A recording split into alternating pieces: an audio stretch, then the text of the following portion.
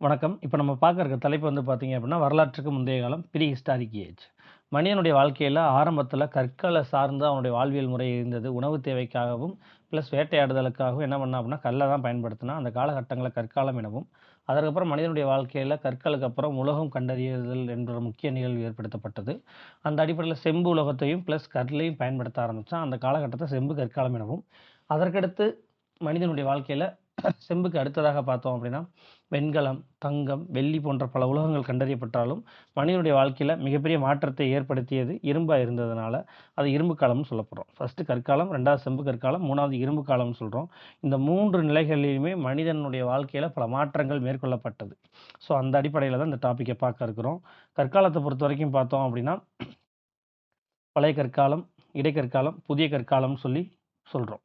ஆனா, ஆரம்ப காலகட்டங்கள்ல பழைய கற்காலம், புதிய கற்காலம்ன்ற முறை மட்டும் தான் இருந்ததே தவிர, இந்த இடைக்கற்காலம்ன்ற ஒரு கான்செப்ட்டே இல்ல. இத 1865ல வந்து பார்த்தீங்க அப்படின்னா, ஜான் லபாக்.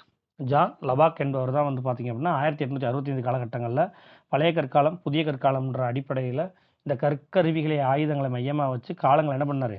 பிரிச்சிருந்தாரு. அதுக்கப்புறம் தான் தெரியுது, பழைய கற்காலத்திற்கும், புதிய கற்காலத்துக்கும் இடைப்பட்ட பகுதிகள்ல இடைக்கற்காலம்ன்ற ஒரு கான்செப்ட் இருந்ததுன்றத லேட்டரா தான் அகழ்வாராய்ச்சியின் போது கண்டறிந்தாங்க. அதுக்கப்புறம் அது கொண்டு வரப்பட்டதா சொல்றாங்க. அப்ப பழைய கற்காலத்தினுடைய காலம் அப்படின்றது வந்து பார்த்தோம் அப்படின்னா, ஏறத்தாழ 5,00,000 ஆண்டுகளுக்கு முன்னாடி இருந்து 10,000 ஆண்டுகள் வரை எனவும், இடைக்கற்காலத்தினுடைய கால அளவு 10,000லிருந்து 6,000 ஆண்டுகளுக்கு முற்பட்டது எனவும், புதிய கற்காலத்தின் காலம் 6,000லிருந்து 4,000 ஆண்டுகள் வரை எனவும், இது எல்லாமே கிமு தான். காலகட்டங்கள் எனவும் சொல்லப்படுகிறது. இத தவிர மனிதனுடைய தோற்றம்ன்றது வந்து பார்த்தோம் அப்படின்னா, சுமார் 4.2 மில்லியன் வருடங்களுக்கு முன்னாடி மனித இனம் தோன்றியதா சொல்றாங்க. அவ்வாறு தோன்றிய மனித இனம் 3.3 மில்லியன் வருடங்களுக்கு முன்னாடி தான் கற்கருவிகள மனிதன் என்ன பண்ண ஆரம்பிச்சிருக்கான்? உருவாக்க ஆரம்பிச்சிருக்கான். Important point. மனிதன் எப்ப கற்கருவிகள உருவாக்க ஆரம்பிச்சான்னா, மனிதனா மாறுனோனே ஆரம்பிக்கல. மனிதன் கொஞ்சம் கொஞ்சமா குரங்குலேருந்து மனிதனா மாற ஆரம்பிக்கிறான். இவ்வாறு ஏறத்தாழ 4.2 மில்லியனுக்கு முன்னாடி மனிதனா மாறுறான். அதுக்கப்புறம் வந்து பார்த்தோம் அப்படின்னா, 3.3 மில்லியன் ஆண்டுகளுக்கு முன்னாடி தான் கற்கருவிகள செய்ய ஆரம்பிச்சிருக்கான். சரி, இந்த கற்காலத்த பத்தி இந்தியாவினுடைய வரலாற்றில என்னென்ன செய்திகள் சொல்லப்படுது அப்படின்னு பார்த்தோம்னா, கற்கருவிகள் சார்ந்து 1842ல டாக்டர் பிரீம் ரோஸ் என்ற ஆங்கிலேயர் கற்களிலாலான கத்தி மற்றும் அம்பாலான தலைப்பகுதி, அதாவது அம்பின் தலைப்பகுதி. கற்களாலான கத்தி பிளஸ் அம்பின் தலைப்பகுதி, ஆரோ ஹெட். இந்த பகுதிய வந்து இன்றைய கர்நாடகா மாநிலத்தில உள்ள ராய்ச்சூர் மாவட்டத்தில உள்ள லங்ஸ்கயர் என்ற பிளேஸ்ல கண்டறியப்பட்டதா சொல்றாங்க. இந்தியாவுல இதுதான் கற்கருவிகள் சார்ந்து முதலில் கண்டறியப்பட்ட பொருட்களா பார்க்கப்படுது. இது வந்து 1842லயே கண்டறிஞ்சுட்டாங்களே! அப்ப ராபர்ட் ப்ரூஸ்வுட்டுக்கு முன்னாடியே கண்டறிஞ்சுட்டாங்களா? அப்படின்னு கேட்டோம்னா, இத கண்டறிந்தது உண்மைதான். ஆனா, அது வெளி உலகத்துக்கு மிகப்பெரிய அளவுல தெரிய வரல. அதனால அது கற்கருவிகள் காலம் தானா? அப்படின்றது கற்காலத்தை சார்ந்த கருவிகள் தானான்ற விஷயமும் வெளிப்படையா அந்த காலகட்டங்கள்ல தெரியலன்றது முக்கியத்துவம் வாய்ந்த ஒன்றா பார்க்கப்பட்டது. அதுக்கப்புறம் வந்து பார்த்தீங்க அப்படின்னா, 1853ல ஜான் ஈவன்ஸ் என்பவர் எரிபாறையிலான கல், அதாவது பிளீன்ஸ் என்று சொல்லப்படக்கூடிய ஒரு வகையான கற்கருவிகள் என்ன பண்றாரு? நர்மதை ஆற்றங்கரையில ஜபல்பூர், மத்திய பிரதேசத்துல கண்டறியிறாரு. இதுவும் வந்து பார்த்தோம் அப்படின்னா, ஒருவேளை இந்த நாகரீகங்கள் இங்க இருந்திருக்கலாம் அப்படின்றத தான் உறுதிப்படுத்தினே தவிர, இது எல்லாமே கற்காலம் தான். அதுலயும் பழைய கற்காலம் தான்ற கான்செப்ட் யாருக்குமே தெரிய வரல. இந்தியாவிலயும் சரி, ஆசியாவிலயும் சரி, பழைய கற்கால கருவிகள் இந்தியாவுல பரவி இருந்ததுன்றத உறுதிப்படுத்தினது 1863ஆம் ஆண்டு ராபர்ட் ப்ரூஸ்வுட் அவர்கள் பல்லாவரத்துல கற்கால கோடாரி ஒன்றை கண்டறிஞ்சது தான் முக்கியமான விஷயமா பார்க்கப்படுது. அப்ப இதன் மூலமாக தான் இந்தியாவுல கற்காலம் இருந்ததா உறுதிப்படுத்துறாங்க. ஸோ, அதுக்கப்புறம் தான் கற்காலம் சார்ந்த ஆய்வுகள் இந்தியாவுல மேற்கொள்ளப்பட்டதா சொல்லப்படுகிறது. அப்ப அதற்கு முன்னாடி 1842ல டாக்டர் பிரீம்ரோஸ் என்பவராவும் சரி, 1853ல ஜான் ஈவன்ஸ் என்பவங்களும் சரி, அவங்க கண்டறிஞ்சாங்க. பட் அவங்களுடைய கண்டுபிடிப்புகள் எதுவுமே முழுமையாக உறுதிப்படுத்துற விதமா இல்ல. அப்புறம் ஏன் அந்த 2 பேர குடுத்துருக்கோம் அப்படின்னா, சம்டைம்ஸ் இத கேட்கலாம். 1842ஆம் ஆண்டு டாக்டர் பிரீம்ரோஸ் என்பவர் எந்த இடத்துல கற்காலத்தை சார்ந்த கற்களிலான கத்தியும், அம்பின் தலைப்பகுதியும் கண்டறியப்பட்டதுன்னு கேட்கலாம். இல்ல ஜான் ஈவன்ஸ் என்பவர் எந்த ஆற்றங்கரையில் 1853ஆம் ஆண்டின் போது எரிப்பாறையிலான பிளின்ட்ஸ் கற்களை கண்டறிந்தார்ன்னு கூட வினாக்கள் கேட்கலாம். ஸோ, அதற்காக தான் அது கொடுக்கப்பட்டிருக்கு. இப்போ பழைய கற்காலம் பார்க்குறோம். 1960களில் தான் என்ன பண்ணுறாங்க அப்படின்னா, இந்த பழைய கற்காலத்தை என்ன பண்ணுறாங்க, மொத்தம் 3 நிலைகளில் பிரிக்கிறாங்க. எப்படி அப்படின்னு பார்த்தீங்கன்னா, கீழ்ப்பழங்கற்காலம், இடைப்பழங்கற்காலம், மேல் பழங்கற்காலம். அதாவது பழங்கற்காலத்தையே 1960களில் 3ஆ பிரிக்கிறாங்க.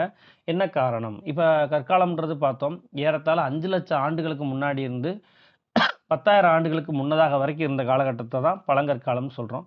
அப்போ இவ்வளோ நீண்ட நெடிய காலம் உள்ள பகுதி என்ன பண்ணுறாங்க, அங்கே கண்டறியப்பட்ட ஆயுதங்களை கருவிகளை மையமாக வச்சு அதை கீழ்ப்பழங்கற்காலம், இடைப்பழங்கற்காலம், மேல் பழங்கற்காலம்னு சொல்லி பிரிக்கிறாங்க. இந்த பழைய கற்காலத்தில் மொத்தம் 3 கேட்டகரி இருந்தாலும் 3 கேட்டகரியில் ரொம்ப பழமையானது எதுன்னு பார்த்தீங்கன்னா கீழ்ப்பழங்கற்காலம் தான்.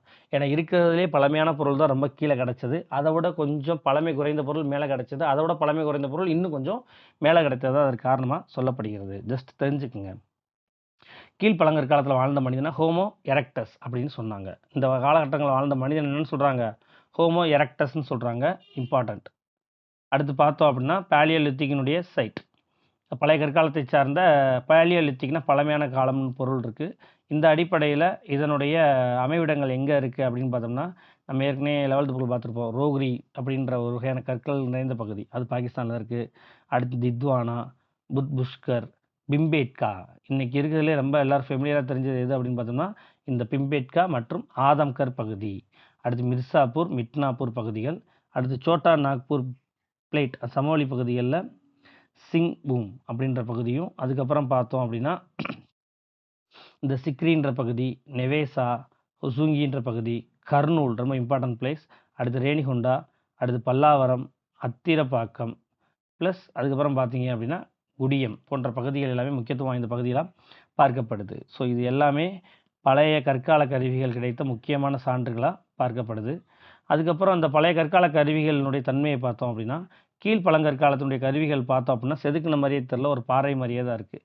ஆனால் இதே இது இடை பழங்கற்காலத்தில் உள்ள கருவிகளை பார்த்தோன்னா கொஞ்சம் செதுக்குனதுக்கான செயல்பாடுகள் இதில் தெரிய வருது. சரிங்களா? அடுத்து பார்த்தோம் அப்படின்னா இதே இது மேல் பழங்கற்காலத்தில் உள்ள கருவிகள் பார்த்தோம் அப்படின்னா அது அப்படியே செதுக்குனது, கருவிகளாக மாற்றப்பட்டது எல்லாமே நம்மளால் உணர முடியுது. அப்போ இதை எதை வச்சு பழைய கற்காலத்தை கீழ்ப்பழங்கற்காலம், இடைப்பழங்கற்காலம், மேல் பழங்கற்காலம் பிரித்தாங்க அப்படின்னு பார்த்தீங்கன்னா, இந்த கருவிகளினுடைய தன்மையை வச்சு தான் என்ன பண்ணுறாங்க, அது செதுக்கிறதுக்கு பயன்படுத்தியிருக்காங்க. இந்த பகுதியெல்லாம் பார்த்தா நமக்கு தெரியும். இது கத்தி மாதிரி என்ன பண்ணியிருக்காங்க, பயன்படுத்தியிருக்காங்க. இதை கோடாலி மாதிரி பயன்படுத்தியிருக்காங்கன்ற விஷயங்கள் எல்லாமே நமக்கு தெரிய வருது. அப்போ இந்த கற்கருவிகளை செதுக்கிற முறைகளை வச்சு, இல்லை அது எந்த அடிப்படையில் சிந்தனை சார்ந்து செதுக்கப்பட்டிருக்கோ, உருவாக்கப்பட்டிருக்கோ, அந்த அடிப்படையில் அதை வச்சு என்ன பண்ணுறாங்க, தன்மையை பிரித்ததாக சொல்லப்படுகிறது. இந்த பழைய கற்காலத்தில் மனிதனுடைய வேலை என்ன அப்படின்னு பார்த்தீங்கன்னா, வேட்டையாடுதலும் உணவு சேகரிப்பும் தான் முக்கியமான சொல்லப்பட்டது. இந்த காலத்தில் இவன் கற்கருவிகள் உருவாக்குவதற்கு பெரும்பாலும் குவாட்சைட் கற்களை பயன்படுத்தினதுனால இந்த மனிதன் என்னன்னு சொல்கிறாங்க, குவாட்சைட் மனிதன் சொல்கிறாங்க. அதே சமயத்தில் இந்த குவாட்சைட் கற்களை வச்சு தான் இந்த பண்டைய கால மனிதன், அதுவும் பழைய கற்காலத்தை சார்ந்த மனிதன் நெருப்பை கண்டுபிடிச்சதுனால இந்த பழைய கற்காலத்தில் வாழ்ந்த மனிதன் என்னன்னு சொல்கிறாங்க, குவாட்சைட் மனிதன் சொல்கிறாங்க. ஸ்கூல் புக்ஸை தாண்டி பார்த்தோம் அப்படின்னா இந்த பழைய கற்கால கருவிகள் இந்தியாவில் கிடைக்கப்பட்ட முக்கியமான இடங்கள் அப்படின்னு பார்க்கும்போது சோஹான் சமவெளி பஞ்சாபில் இருக்குது, பீலான் சமவெளி மிர்சாப்பூர் உத்தரப்பிரதேசத்தில் இருக்குது, யூபினா, நர்மதா சமவெளி மத்திய பிரதேசம், பிம்பேட்கா மத்திய பிரதேசத்தில் இருக்குது, சோட்டா நாக்பூர் பள்ளத்தாக்கு ஜார்க்கண்டில் இருக்குது. இது எல்லாமே பழைய கற்காலம் கிடைத்த பழைய கற்கால கருவிகள் கிடைத்த முக்கியமான இடங்களாக பார்க்கப்படுது. இதை விட இன்னொரு முக்கியமான விஷயம் என்ன அப்படின்னு பார்த்தோம்னா, இந்தியாவில் இந்த சிந்து மற்றும் கேரளா பகுதிகளில் இந்த பழங்கற்கால கருவிகள் எதுவும் கிடைக்கப்படவில்லை என்பது ரொம்ப ரொம்ப முக்கியமான விஷயம். பழங்கற்காலம் மீன்ஸ் கீழ்ப்பழங்கற்காலம், புரியுதுங்களா? இப்போ இது வரைக்கும் நான் பார்த்தது கீழ்ப்பழங்கற்காலம்னு சொல்கிறோம். இந்த கீழ்ப்பழங்கற்காலத்தில் தான் இந்த குவாட்சைட் கற்கள், நெருப்பு இதெல்லாம் கண்டறியப்பட்ட சொல்லப்படுது. அதே சமயத்தில் பார்த்தீங்க அப்படின்னா இந்த கீழ்ப்பழங்கற்கால கருவிகள் எதுவுமே சிந்து மற்றும் கேரளா பகுதிகளில் கிடைக்கப்பெறவில்லை என்பது ரொம்ப முக்கியத்துவம் வாய்ந்த ஒன்றாக பார்க்கப்படுது. அடுத்து பார்த்தோம் அப்படின்னு பார்த்தீங்கன்னா இடைப்பழங்கற்காலம்னு சொல்கிறாங்க. இந்த இடைப்பழங்கற்காலத்தில் ஹோமோ எரெக்டஸ் மனிதன் தான் வாழ்ந்தா சொல்கிறாங்க. இந்த முறை இந்தியாவில் இருந்ததுக்கான சான்று எங்கே கிடைக்குது அப்படின்னா பிரவாரா ஆற்றங்கரை, நெவாசா பகுதி, ஹச்டி சங்கிலியா என்பவர் என்ன பண்ணுறாங்க, மகாராஷ்டிராவில் அடையாளம் கண்டறிந்ததாக சொல்லப்படுகிறது. சரிங்களா?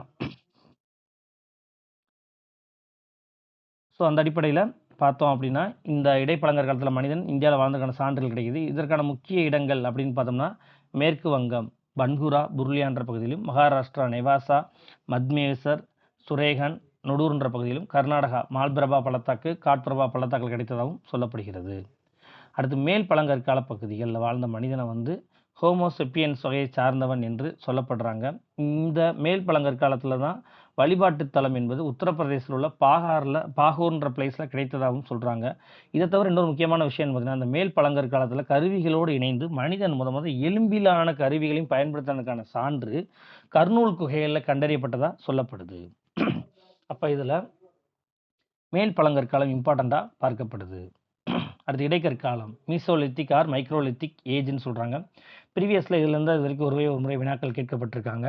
1866 மிசோலித்திக் என்ற சொல்ல ஹார்டர் வெஸ்ட்ராப் என்ற அயர்லாந்துக்காரர் தான் அறிமுகப்படுத்தியிருக்காரு. ஏன்னா ஏற்கனவே நம்ம பார்த்தோம் 1865 காலகட்டங்களில் ஜான் லபாக் என்றவர் பார்த்தோம் அப்படின்னா பழைய கற்காலம் புதிய கற்காலம் தான் பிரிச்சிருந்தார். இந்த இடைக்கற்காலத்தை பெருசாக கன்சிடர் பண்ணவே இல்லை. பட் அதற்கடுத்த ஆண்டுகளில் பார்த்தோம் அப்படின்னா இந்த ஹார்டர் வெஸ்ட்ராப் என்றவர் தான் என்ன பண்ணியிருக்காங்க, முயற்சி மேற்கொண்டு மெசோலித்திக்ன்ற சொல்ல உருவாக்கியிருக்காரு. ஸோ எதை வச்சு இந்த சொல்ல அவங்க பயன்படுத்தினாங்க அப்படின்னா கற்கருவிகள் சிறியதாக மாற்றப்பட்டிருந்தது தான் காரணம். இந்த பழைய கற்காலத்திலையும் சரி புதிய கற்காலத்திலையும் சரி இருந்ததை விட இந்த காலகட்டங்களில் இருந்த கருவிகளுடைய அளவு ரொம்ப சிறியதாக இருந்ததை சொல்கிறாங்க. ஸோ அதனுடைய பகுதிகள்ன்றது பார்த்தோம் அப்படின்னா பெரும்பாலும் இன்றைய ஹரியானா ராஜஸ்தான் பகுதிகள்லையும், அடுத்து பார்த்தோம் அப்படின்னா வழக்கம் போல் ஜார்க்கண்ட் ப்ளஸ் நர்மதை ஆற்றங்கரை பகுதிகள்லையும், அடுத்து பார்த்தோம் அப்படின்னா தென்னிந்தியாவிலையும் இருக்கிறதா கொடுக்கப்பட்டிருக்கு. சரிங்களா, ஜூம் பண்ணுறதுனால அது உடைய மாதிரி இருக்குது. பட் பிரிண்டில் பார்க்கும்போது உங்களுக்கு அது கரெக்டாக கிடைக்கும். அடுத்து பார்த்தீங்க அப்படின்னா இதனுடைய முக்கிய இடங்கள், இந்த இடைக்கற்காலத்தினுடைய முக்கிய இடங்கள்னு பார்த்தோம் அப்படின்னா லாங்னஜ் குஜராத், வெரி வெரி இம்பார்ட்டண்ட். அடுத்து பாகூர், இதுதான் இடைக்கற்காலத்தினுடைய மிகப்பெரிய தொல்லியல் ஆய்வு தலமாக இருக்கிறதா சொல்கிறாங்க. அடுத்து சோபனி முண்டா பீலான் சமவெளி பகுதியில் இருந்தால் சொல்லப்படுது. இந்த லாங்னஞ்சுன்ற பகுதியில் பார்த்தோம் அப்படின்னா 3 வகையான கலாச்சாரமும் இருந்தால் சொல்கிறாங்க. அது என்ன 3 வகை? பழைய கற்காலம், இடைக்கற்காலம், புதிய கற்காலம்ன்ற 3 கேட்டகரியுமே இருந்த ஒரு முக்கியமான ஆய்வுத்தலம் எது அப்படின்னா குஜராத்தில் இருக்கக்கூடிய லாங்னஞ்சுன்ற பகுதி. அதே சமயத்தில் பார்த்தீங்க அப்படின்னா இந்த பாகூர்ன்றது தான் இடைக்கற்காலத்தினுடைய மிக முக்கியமான மிகப்பெரிய தொல்லியல் ஆய்வுத்தலமாக இருந்ததாகவும் சொல்லப்படுது. அடுத்து புதிய கற்காலம். இந்த இடைக்கற்காலத்தினுடைய இன்னொரு முக்கியமான வேலை என்ன அப்படின்னு பார்த்தீங்கன்னா இந்த காலகட்டங்களில் தான் மனிதன் கொஞ்சம் கொஞ்சமாக என்ன பண்ணுறான், புதிய கற்காலத்தில் வாழ்கிறதுக்கான தகுதியில் முயற்சியை மேற்கொள்கிறான். அதாவது வேட்டையாடுதலை தாண்டி மீன் பிடித்தல் தொழில், விவசாயம் செய்வதற்கான தொழில், விலங்குகளை பழக்கப்படுத்துவதற்கான முயற்சிகள் எல்லாத்துக்கும் மேற்கொண்டதற்கான சான்றுகள் இந்த காலகட்டங்களில் கிடைக்கப்பட்டதாக சொல்கிறாங்க. அடுத்து பார்த்தோம் அப்படின்னா புதிய கற்காலம். இந்த காலகட்டங்களில் வேளாண்மை, விலங்குகளை பழக்குதல், சக்கரம் போன்றவற்றை எல்லாத்தையும் கண்டறிஞ்சிடறான். ஸோ இவ்வாறு வடமேற்கு இந்தியாவில் தான் புதிய கற்கால பண்பாடு தோன்றியதாக சொல்கிறாங்க. அதற்கு அது எங்கே தோன்றியதாக சொல்லப்படுது அப்படின்னு பார்த்தீங்கன்னா மெஹர்கர்ன்ற பிளேஸில் தான் ஃபஸ்ட்டு தோன்றியதாக சொல்லப்படுது. சரிங்களா, இங்கே தான் மனிதன் விவசாயம் பண்ணதற்கான சான்றுகளும் ஆரம்ப காலகட்டங்களில் கிராம குடியிருப்புகள் தோன்றியதற்கான சான்றுகளும் இருக்கிறதா சொல்லப்படுது. அடுத்து மட்பாண்டங்கள் மூலமாக சக்கரம் செய்யப்பட்டதும், மட்பாண்டங்கள் உணவு தானியங்கள் சேகரிக்க பயன்படுத்தப்பட்டதுனாலையும், மட்பாண்டங்களில் வச்சு இறந்தோர்களை அடக்கம் செய்வதற்கு பயன்படுத்தப்பட்ட மட்பாண்ட தாளிகள் போன்றவற்றை இருந்ததுனாலும் இந்த புதிய கற்காலகட்டங்களில் மட்பாண்டங்கள் முக்கியத்துவம் வாய்ந்ததாக பார்க்கப்பட்டது. மேலும் பழைய கற்கால மனிதர்கள் மாதிரி விலங்கு தோலியோ இலை மறை பட்டைகளையோ ஆடைகளாக அணியாமல் இந்த புதிய கற்காலத்தை சார்ந்த மக்கள் பருத்தி மற்றும் கம்பளி சார்ந்த ஆடைகளை அணிந்ததாக சொல்லப்படுது. அடுத்து இந்த காலகட்டங்களில் முக்கியமான ஆய்விடங்கள் அப்படின்னு பார்த்தோம்னா காஷ்மீரில் பர்சஹோம் குப்கிரால்ன்ற பகுதியும், பலுசிஸ்தானில் மெஹர்கர் ஹில்ஜி ஹுல் முகமதுன்ற பகுதியும், பீகாரில் சிராண்ட் சமவெளியும், அஸ்ஸாமில் தியோஜி ஹேடிங்கிற பகுதியும், ஆந்திராவில் நாகார்ஜுனகுண்டா பில்க்லிகல் உட்னூர்ன்ற பகுதியும், கர்நாடகாவில் பிரம்மகிரி சங்கனகல் தெக்லகொட்டான்ற பகுதியும், தமிழ்நாட்டில் பையம்பள்ளியும் இதற்கான முக்கியத்துவம் வாய்ந்த இடங்களாக பார்க்கப்படுது. ஸோ புதிய கற்காலம் சார்ந்த இந்த பகுதிகளும் எந்தெந்த மாநிலங்களை சார்ந்தன்ற விஷயத்த கொஞ்சம் மனப்பாடம் பண்ணிக்கங்க. இதை தவிர இந்தியாவில் மட்பாண்டம் செய்யப்பட்டதுக்கான சான்று எங்கே கிடைத்தது அப்படின்னு பார்த்தீங்கன்னா இந்த சோபனி முண்டான்ற பிளேஸில் கிடைத்ததாக சொல்கிறாங்க. அதுக்கப்புறம் பார்த்தோன்னா பர்சகோம்ன்ற இடத்துல தான் பிட் டியூலிங் என்ற முறை கண்டறியப்பட்டதாக சொல்கிறாங்க. அது என்ன பிட் டிவலிங் அப்படின்னு பார்த்தோம் அப்படின்னா ஆரம்பகால குடியிருப்புகள். மனிதன் ஆரம்பகால குடியிருப்புகளை எவ்வாறு உருவாக்குனான் அப்படின்னு பார்த்தோம்னா மனிதன் ஒரு சமவெளியில் இருக்கும்போது அந்த சமவெளியில் என்ன பண்ணுவான், இடுப்பு அளவுக்கு பள்ளம் தோண்டுவான். அந்த பள்ளத்துக்குள்ளே போய் நின்றுட்டு அதுக்கு மேலே என்ன பண்ணுவான் அப்படின்னா தரைப்பகுதியில் குச்சியை வச்சு கொஞ்சம் உயரமான வீடுகளை கட்ட ஆரம்பிச்சிருக்கான். அதாவது அவனுக்கு கட்டடத்தை உயரமாக எழுப்ப தெரியல, கட்டடத்தை உயரமான இடங்களில் வச்சு வீடு கட்ட தெரியல. அதனால் என்ன பண்ணியிருக்கான், பூமிக்குள்ளே பள்ளம் தோண்டி அந்த குழி வீடுகள் அப்படின்னு சொல்லுவாங்க, கீழே குழி தோண்டி அதுக்கு மேலே குச்சியை வச்சு கொஞ்சம் உயரமாக இருக்கிற மாதிரியான முறைகளை உருவாக்கியிருக்கான். ஸோ இந்த மாதிரியான குடியிருப்புகள் தான் பர்ஷகோமில் கிடைத்ததாக சொல்லப்படுகிறது. அதுக்கப்புறம் 1860களில் ஹச்பி லீ மிசர் அப்படின்றவர் பார்த்தோம் அப்படின்னா புதிய கற்கால கருவிகளை உத்தரப்பிரதேசத்தில் கண்டறியப்பட்டதாகவும் அவரால் நிறைய கண்டறியப்பட்டதுனாலையும் அடுத்து 1867 கார்லைல் என்பவர் மைக்ரோலித்திக் கால கருவிகள் இடைக்கற்கால கருவிகளை நிறைய இந்திய மலைப்பகுதிகளில் கண்டறிந்ததாகவும் சொல்கிறாங்க. ஜஸ்ட் தெரிஞ்சுக்குங்க, ஜிகே மாதிரி. அடுத்து பார்த்தீங்க அப்படின்னா புதிய கற்கால அகழ்வாய்விடங்கள் எங்கெங்கே இருந்துச்சு அப்படின்னு பார்க்கும்போது ஆரம்ப காலத்தில் இருந்த அகழ்வாய்விடங்கள் எல்லாமே வடமேற்கு பகுதிகளிலும் காஷ்மீர் பகுதியில் இருந்தால் சொல்கிறாங்க. அதே சமயத்தில் பார்த்தோம் அப்படின்னா இந்த புதிய கற்கால பகுதிகள்ன்றது வந்து இந்த கிழக்கிந்திய பகுதிகளிலும் தென்னிந்திய பகுதிகளிலும் தான் அதிகமாக இருந்திருக்கு. ஸோ இந்த கங்கை சமவெளி பகுதிகளில் பார்த்தோம் அப்படின்னா அதிகமான குடியிருப்புகள் புதிய கற்காலத்தில் உருவாகவில்லை. அப்போ இந்த கங்கை சமவெளியில் குடியிருப்புகள் எல்லாமே பெரும்பாலும் எப்போ உருவாக்கப்பட்டது அப்படின்னு பார்த்தோம்னா வேத காலத்துக்கு அப்புறம் மகா ஜனபதங்கள் காலம் வரும் பார்த்தீங்களா, அந்த காலகட்டங்களில் தான் உருவானதாக சொல்கிறாங்க. புதிய கற்கால கருவிகளை பார்க்குறோம். நம்ம எல்லாமே புக்கில் பார்த்துருப்போம். கருவிகள் எல்லாமே சின்ன சின்ன கைப்பிடி அளவில் தானே இருக்குது. அதை எப்படி பயன்படுத்துவாங்க அப்படின்னு பார்த்தீங்கன்னா இந்த மாதிரி பெரிய கம்புலையோ இல்லை எலும்புலையோ என்ன பண்ணியிருக்காங்க, கட்டி வச்சு பயன்படுத்தியிருக்காங்க. ஸோ அதன் மூலமாக அந்த கருவிகளை அவங்க சுத்தியல் மாதிரியோ இல்லை கோடாலி மாதிரியோ பயன்படுத்துறதுக்கான சான்றுகள் நமக்கு கிடைக்க வருது. இதை தாண்டி வந்து பார்த்தோம் அப்படின்னா அந்த கற்களில் ஓட்டை போடுவது அல்லது எலும்புகள் போன்றவற்றை ஓட்டை போட்டு என்ன பண்ணியிருக்காங்க, கட்டி அதை பயன்படுத்தியிருக்காங்க. பிளினிட் வகை கருவிகள் கத்திக்கு பதிலாக என்ன பண்ணியிருக்காங்க அப்படின்னு பார்த்தோம்னா இந்த மெத்தட் வகையான கருவிகளை தான் என்ன பண்ணியிருக்காங்க, பயன்படுத்தியிருக்காங்க. ஸோ அதுக்கப்புறம் பார்த்தோம் அப்படின்னா உலோக காலம் மற்றும் உலோக காலம்னு பார்க்குறோம். அந்த உலோக காலத்தை வந்து 2 கேட்டகரியாக பிரிக்கிறோம். ஒன்று செம்பு காலம் அப்படின்னு சொல்கிறோம். இன்னொன்று வந்து பார்த்தோம் அப்படின்னா இரும்பு காலம்னு சொல்கிறோம்.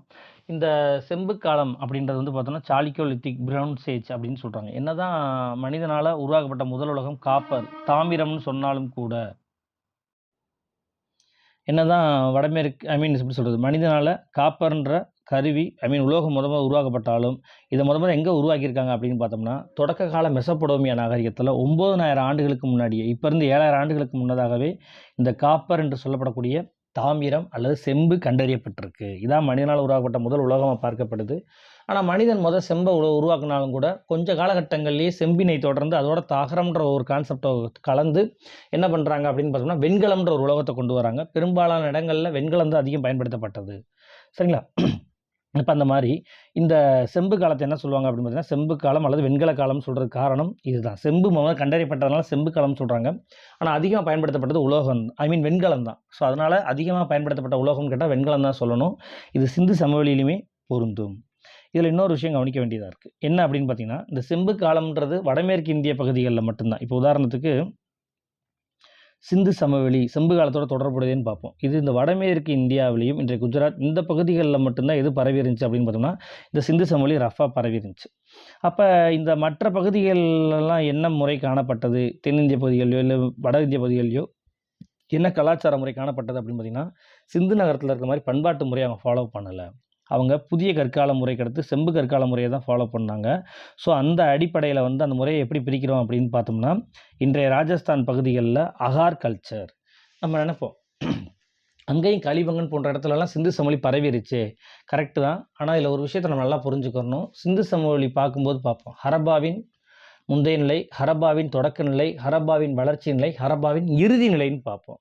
அப்போ கொஞ்சம் கொஞ்சமாக தான் அந்த படிநிலைகள் வளர்ச்சி அடைய ஆரம்பிச்சிருக்கு. அப்போ ஆரம்பத்தில் வந்து பார்த்தீங்க அப்படின்னா அந்த பகுதிகளில் இந்த செம்பு கற்கால முறை தான் இருந்திருக்கு. சிந்து சமவெளி முறை கிடையாது. அதாவது புதிய கற்காலத்திலேருந்து செம்பு உலோகத்தை பயன்படுத்தப்பட்ட முறையை தான் அவங்க ஃபாலோ பண்ணியிருக்காங்க. எனக்கு புரியலையே சார், இன்னும் கொஞ்சம் புரிகிற மாதிரி சொல்லுங்கன்னு கண்டிப்பாக உங்களுக்கு தோணும். இப்போ உங்களுக்கு புரிகிற மாதிரி சொல்லணும் அப்படின்னா புல்லட் ட்ரெயின் இந்தியாவுக்கு வந்துருச்சு. அதில் பிரச்சனை கிடையாது. சரிங்களா? புல்லட் ட்ரெயின், அது பேர் என்ன ட்ரெயினுங்க, மெட்ரோ ட்ரெயின். மெட்ரோ ரயில் சிஸ்டம் ஆல்மோஸ்ட் தமிழ்நாட்டுக்கு வந்துருச்சு. சென்னையில் மெட்ரோ இருக்குது. ஆனால் இன்றைக்கும் தமிழ்நாட்டில் எடுத்துக்கிட்டோம் அப்படின்னா மெட்ரோ இல்லாத பல நகரங்கள் இருக்கத்தான் செய்யுது. நான் சொல்ல வர்றது புரியுதா? அதே மாதிரி தான் வடமேற்கு இந்திய பகுதிகளில் சிந்து சமவெளி நாகரிகம் தோன்றியது. ஆனால் இந்த பகுதிகளில் சிந்து சமவெளி முறைகள் மட்டும் உருவாகலை. ஆரம்ப காலகட்டங்களில் இதே காலகட்டங்களில் இருக்கும்ல வேறு முறைகள், அதைத்தான் இங்கே பார்க்குறோம். ஸோ இவ்வாறு ராஜஸ்தானில் இருந்த முறையை அகர் கல்ச்சர் என்றும் மத்திய பிரதேசத்தில் உள்ள முறையை கயாதா கல்ச்சர் என்றும் அதே மத்திய பிரதேசத்தில் உள்ள மேற்கு பூரத்தில் கூடியதை மால்வா கல்ச்சர்னும் சொல்கிறோம். அதற்கடுத்து இந்த செம்பு கற்காலத்திலேயே மிகப்பெரிய கலாச்சார முறை இது பார்த்தோம்னா இந்த ஜோர்வா கல்ச்சர், இந்த லார்ஜஸ்ட் சாலிகோலித்திக் செட்டில்மெண்ட். இது எங்கே இருக்குன்னா மகாராஷ்டிராவில் இருந்ததாக சொல்கிறாங்க. அடுத்து குஜராத் பகுதியில் ரங்பூர் கல்ச்சர் குஜராத்தில் இருந்ததாக சொல்லப்படுகிறது. இதில் எல்லா கால அளவும் நீங்கள் பார்த்தீங்க அப்படின்னா ஒன்று சிந்து சமவெளி நாகரிகம் தோன்றதுக்கு முன்னதாக இருக்கும், இல்லை சிந்து சமவெளி நாகரிகம் வீழ்ச்சி அடைந்ததுக்கு அப்புறம். சரிங்களா? அவங்க பின்பற்றின கலாச்சாரமாக தான் இருக்கும். இதில் இந்த அகார் கல்ச்சரும் கயாதா கல்ச்சரும் தான் பார்த்தீங்க அப்படின்னா பெரும்பாலும் சிந்து சமவெளி தோன்றும் போதே தோன்றியதாக இருக்கும். மற்றபடி இந்த மால்வா கல்ச்சர், ஜோர்வா கல்ச்சர், ரங்பூர் கல்ச்சர்லாம் பார்த்தீங்க அப்படின்னா சிந்து சமவெளிய வீழ்ச்சிக்கு அப்புறம் இந்த மக்கள் பின்பற்றின கலாச்சார முறையை தான் இவ்வாறு அழைக்கிறாங்க. இது உங்களுக்கு புரியுதோ புரியலையோ, இந்த கலாச்சாரம் எந்த பகுதியில் இருக்குன்றதை ஜஸ்ட் மனப்பாடம் பண்ணிக்கிட்டால் போதுமானதாக இருக்கும். அடுத்து இரும்பு காலம். இரும்புக்கு எப்படி செம்பு கற்காலத்தை வந்து நம்ம சிந்து சமவெளியோட தொடர்புபடுத்தி பார்க்குறோமோ, அதே மாதிரி இரும்பு காலத்தை வந்து வேத காலத்தோட தொடர்புபடுத்தி பார்ப்போம். இந்த இரும்பு காலத்தில் பெரும்பாலும் சாம்பல் நிற மட்பாண்டங்களை தான் பயன்படுத்தப்பட்டதாக சொல்கிறாங்க. ஸோ வட இந்தியாவில் இரும்பு காலம் இருந்த அதே காலகட்டங்களில் தென்னிந்தியாவில் பெருங்கற்காலம் இருந்ததாக சொல்லப்படுகிறது. இதில் இன்னொரு முக்கியமான விஷயம் என்ன அப்படின்னு பார்த்தோம்னா, இரும்பை இப்போ கொஞ்சம் நேரம் முன்னாடி பார்த்தோம், செம்பை முதலில் கண்டறிந்தவர்கள் யார் அப்படின்னா மெசபடோமியர்கள். அதே மாதிரி இரும்பை கண்டறிந்தவர்கள் யாருன்னா ஹிட்டைட்ஸ் என்று சொல்லக்கூடிய எகிப்தர்கள் தான் கண்டறிந்ததாக சொல்கிறாங்க.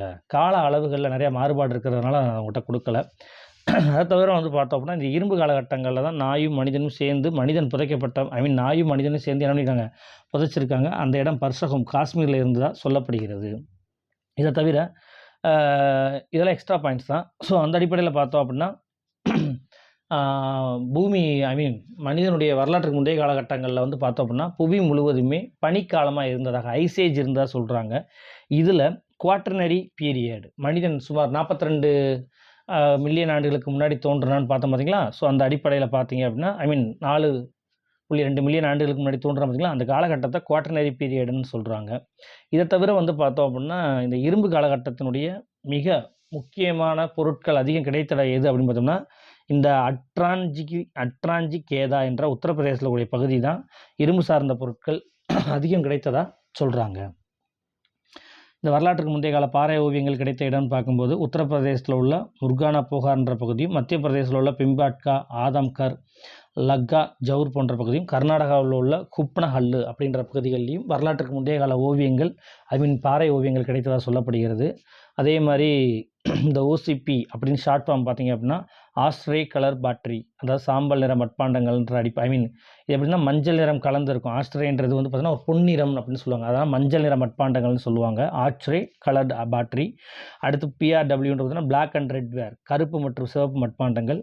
அடுத்து NBBW நார்தன் பிளாக் பாலிஷ்டு வேர், வடக்கு பகுதிகளில் கருப்பில் பாலிஷ் செய்யப்பட்ட தீட்டப்பட்ட மட்பாண்டம் பொருள். அடுத்து BGWன்றது பெயிண்டட் கிரே வேர், சாம்பல் நிற மட்பாண்டங்கள். சம்டைம்ஸ் இது அப்படியே கொடுத்த அப்ரிவேஷனில் கூட கேட்க வாய்ப்புகள் உண்டு.